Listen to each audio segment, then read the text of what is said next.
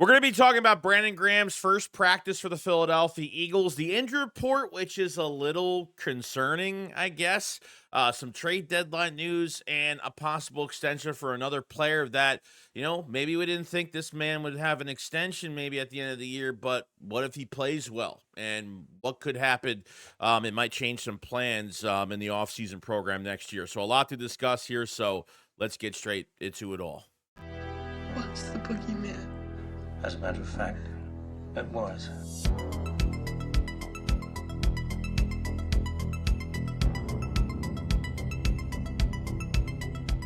So big game this week for the Philadelphia Eagles. A lot to discuss here. And kind of the first thing I want to go over right now is the injury report for the Eagles. This was from Wednesday, and it will probably change slightly, but there's been some background information on some injuries that are on this list as of right now. Now, A.J. Brown did not practice on Wednesday with the hamstring, okay? But we got news from Jeff McClain that he will be back this week. He will be playing this week.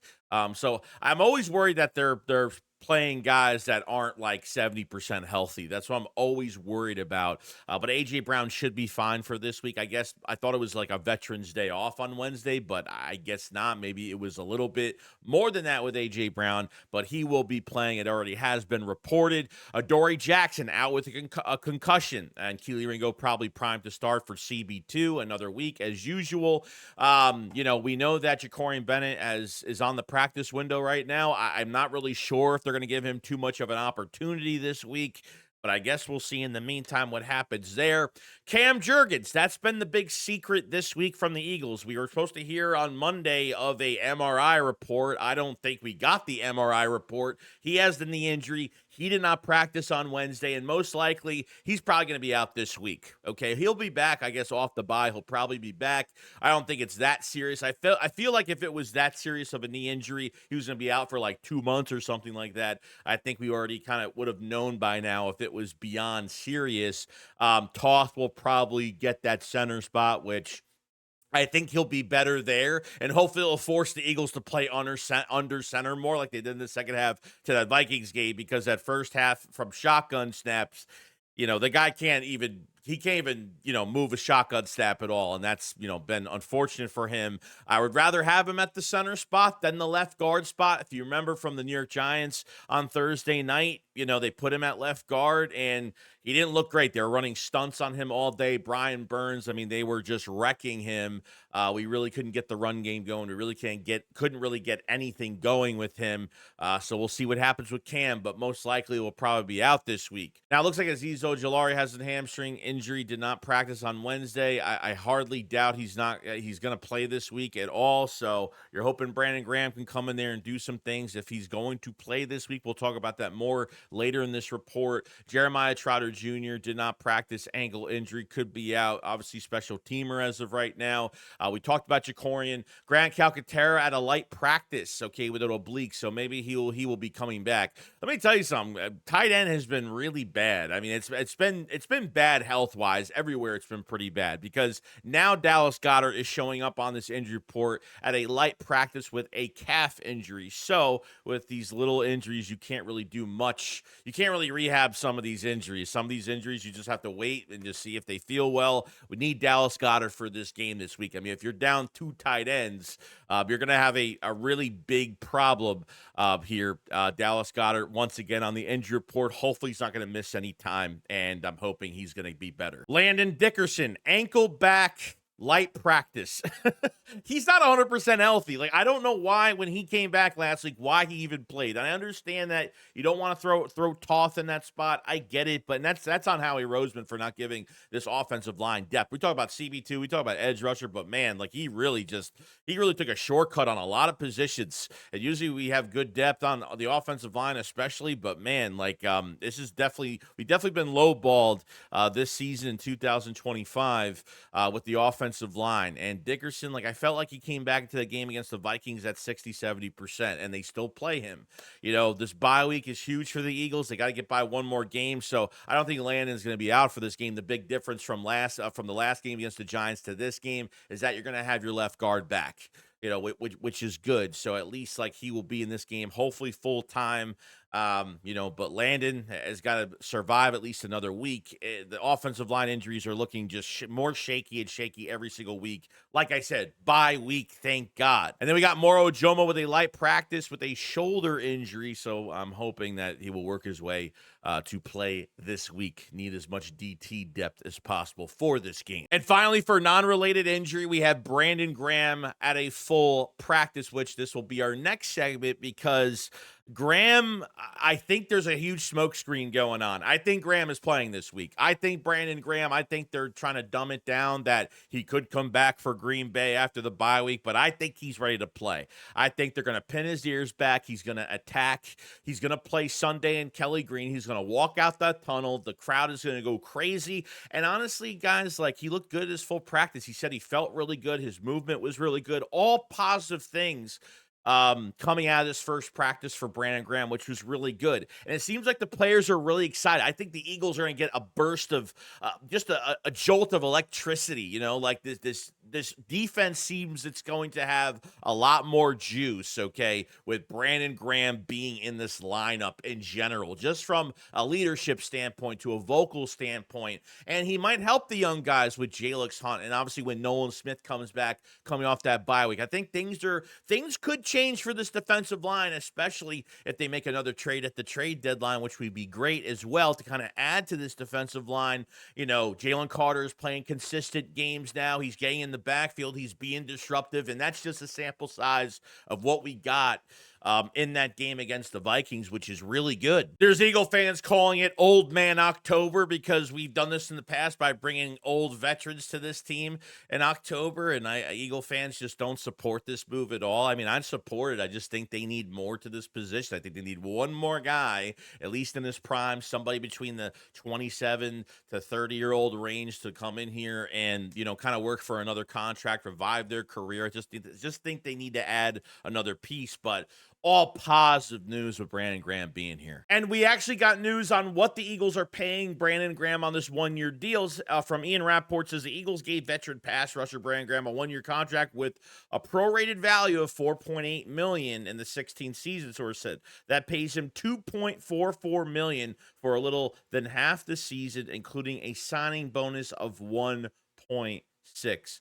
Pretty damn generous, and the negotiations, apparently we already knew from what Brandon Graham said, they weren't troubling or anything like that. It was a pretty easy negotiation between Brandon Graham's agent, Howie Roseman, and they're doing their due diligence and doing the right thing by Brandon Graham, since yes, it's close to half the season, but they're still giving a lot more than what he probably would have gotten. So that is the contract for Brandon Graham. Yeah, we're talking about a sponsor that's going to help you in everyday life, and I think we got it right here. Let's be real. Falling asleep fast isn't always easy, but the Manta Sleep Cool Mask is about to get a whole lot easier. This isn't just a sleep mask, it's a cooling experience for your eyes. The cold eye cups are filled with ceramic beads that stay perfectly chilled, giving you instant cooling relief that reduces puffiness, eases tension, and helps you drift off faster. This isn't just a sleep mask, it's a cooling experience for the eyes. The cold eye cups are filled with ceramic beads that stay perfectly chilled, giving you instant cooling relief that reduces puffiness, eases tension, and helps you drift off faster. No, it's not like putting a frozen gel pack against your skin. It's no burn, no discomfort, no drip, no nothing. It is comfort to the max, and that's what you want. And get this, it delivers true 100% blackout, no light creeping in from the sides, no glow sneaking through your nose bridge. Just total darkness anytime, anywhere. Just a fit, completely adjustable with no eye pressure at all. Not only do they have the cool mask, but they have a lot of different types of editions of this mask that helps you sleep in many different ways for your everyday sleeping needs. And it comes with a really cool on-the-go bag as well, which I really did like too. So if you want a deeper rest, instant cooling relief, and total darkness, go to mantasleep.com and grab a cooling mask today. Make sure you head to the site, use code JOEY at Manta Sleep to get 10% off your first purchase. Link in the description. If you want to control your light, control your comfort, and control your cool, Manta Sleep is the place to go to get your best sleeping comfort. I want to thank Manta Sleep for sponsoring this piece of content, and I'll see you guys in the next one. Peace out. Not only all the eyes are on Brandon Graham, I think all eyes are on Nakobe Dean. How about that, right? I mean, Nakobe Dean coming into that Vikings game against the run of TFL for a loss of 4 yards and a few tackles there. Like, I think Nakobe Dean played really well. We know Jihad Campbell is going to, Fangio's going to keep Jihad Campbell at the edge position and thinks that with more time, over time, he'll probably get better. And that's what I'm really hoping for him. I don't want our first round pick to be like not being productive because they're taking him out of position and not getting used to another position in time. But hopefully that will work out down the road. But this might change what you do in your offseason program for 26. I mean, Nakobe Dean's on a contract year this year, obviously missing a lot of time because of that patellar tendon injury, coming back for the first time last week. Nakobe Dean being added to this group as of right now is just great. And I think he's just going to get better. And I think that, what if Nakobe Dean has a really good year at the end of this year? Now, I don't think if he has a great year, they're going to give him like top linebacker money. Maybe they give him a bump up, obviously. But does this change things for your offseason program when it comes to extensions? Jalen Carter's going to get the big contract. Nolan Smith is a big question mark. Reed Blankenship, whether Makuba's playing good or not, I think, Reed's your captain, one of your captains. And I think that he needs to be extended at some point as well. Probably won't get top safety money, but I think they can get him on a nice, cheaper deal than what's expected. And Nakobe Dean is really going to be the big question mark coming out of this season. So a lot is on the line with Nolan Smith and Nakobe Dean in general for the rest of this year and how they produce, and are they going to be swaying a lot of money from the Eagles at the end of the year? And that's going to be the big question. But glad Nakobe is back. I'm glad he was somewhat of an instant impact in that Vikings game, and I'm surprised coming off of that injury, rehabbing for so long, in full pads, not used to playing a full game. He was, for the sample size he got, I'm pretty happy about how productive he was, and that's a great thing. But a lot of questions later on with him and his contract. Now, regarding to the Giants and their injuries, I think there was one, I think is obviously the sack leader, and Brian Burns has done a fantastic job over there for the New York Giants this year. It looks like that he will be playing in this game on Sunday. Now, he was in a walking boot for his ankle, I guess, I think after the game last week.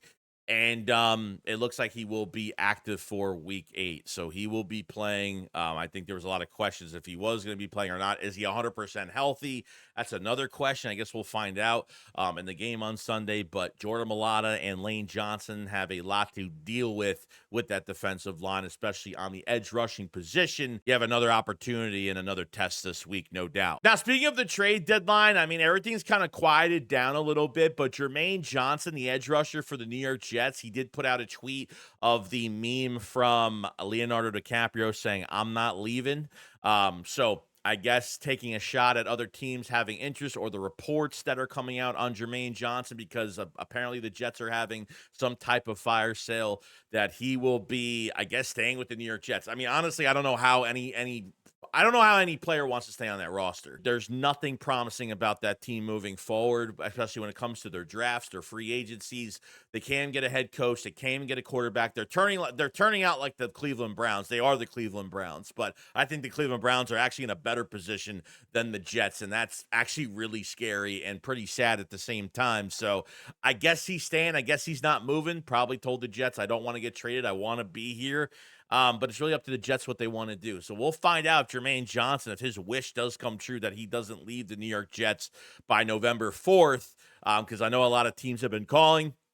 And it wouldn't shock me that the Eagles have called. Howie Roseman has definitely picked up the phone on a few of these guys, and he's definitely one of them. Now, over and over again, Saquon Barkley has been questioned about this offense, and obviously from a guy that had over 2,000 yards last year throughout the regular season and the playoffs together as the number one player to put up that many yards in a season, to the playoffs, Super Bowl, you name it. The questions are still being asked on when is he going to produce, and when is this running game going to get fixed. And it seems like Saquon Barkley is very optimistic that things will open up.